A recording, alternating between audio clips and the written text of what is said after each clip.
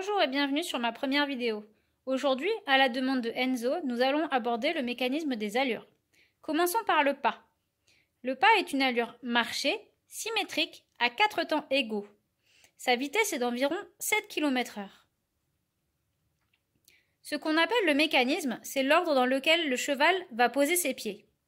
Au pas, on peut constater que, lorsque 3 pieds sont en appui, un pied se lève.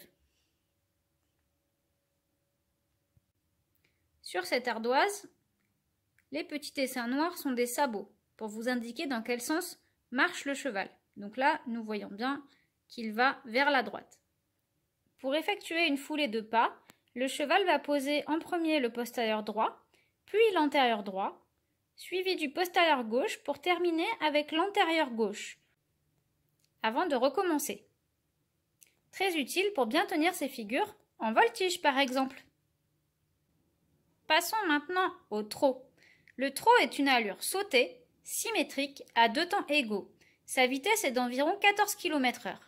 Le trot est une allure qui fonctionne par bipèdes diagonaux, c'est-à-dire que les pieds se posent par deux, avec un temps de projection entre chaque posée.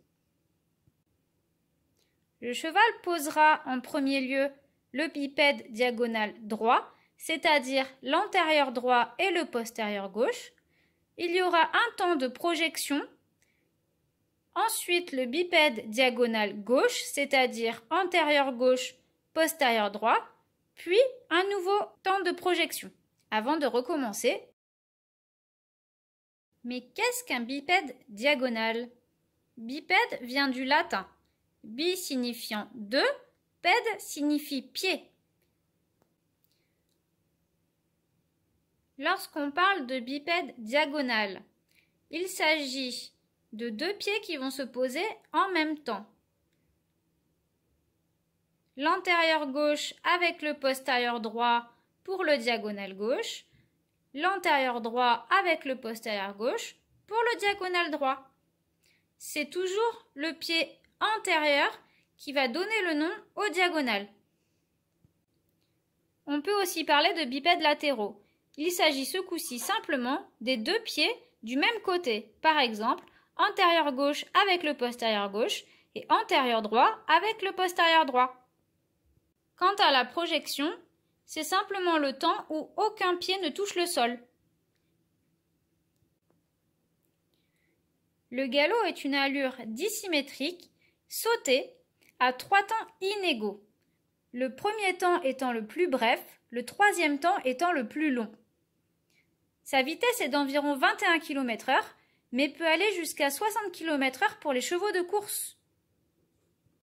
En observant les traces de pieds du cheval au galop à droite, on peut observer qu'il y a des posées avec un pied, des posées par bipèdes diagonaux, mais aussi des projections. Pour se souvenir du pied qui est posé en premier au galop à droite, il faut penser au postérieur opposé.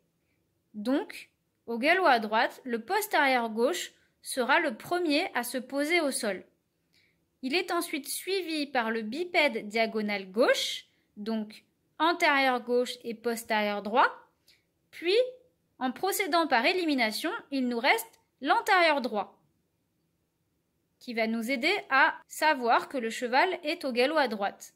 Il est ensuite suivi par un temps de projection où aucun pied ne va toucher le sol, avant de redémarrer sur une autre foulée.